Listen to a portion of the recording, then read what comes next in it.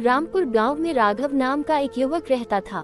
राघव मेहनती और ईमानदार था, लेकिन गरीब था।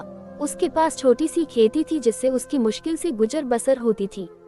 वह अपनी माँ और छोटी बहन के साथ रहता था और हमेशा उनकी जरूरतों का ख्याल रखता।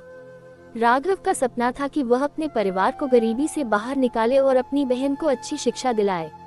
एक दिन गांव में एक अफवाह फैली कि पास के जंगल में कुछ लुटेरे आ गए हैं जो गांव में लूटपाट कर सकते हैं।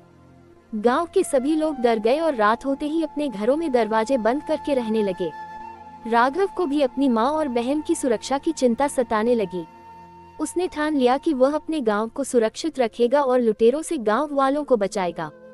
राघव ने कुछ और युवकों को साथ लेकर एक योजना बनाई। उन्होंने तय किया कि वे रात में बारी बारी से पहरा देंगे। इस तरह वे सभी गांव की सुरक्षा का ध्यान रखने लगे। एक रात जब राघव की पहरे की बारी थी, उसने कुछ अजीब सी आवाजें सुनी।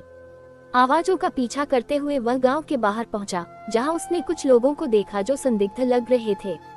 राघव समझ गया कि ये लोग लुटेरे हैं। उसने बिना समय गंवाए अपने दोस्तों को इशारा किया।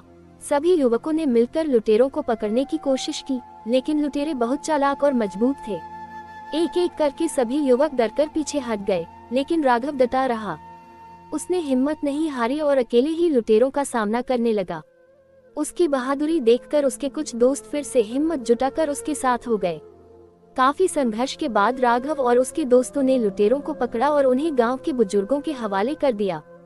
गांव वालों ने राघव की बहादुरी की सराहना की। सबने मिलकर फैसला किया कि वे राघव को इनाम देंगे। राघव ने वह इनाम अपनी बहन की पढ़ाई के लिए रख लिया। उसकी बहन ने अच्छे स्कूल में दाखिला लिया और पढ़ाई में बहुत मेहनत की। समय के साथ राघव की बहन ने पढ़ लिखकर एक अच्छी नौकरी पा ली और अपने परिवार की स्थिति सुधारने में मदद की। राघव का सपना पूरा हुआ। गांव के लोग उसकी इज्जत करते थे और उसे असली हीरो मानते थे। शिक्षा।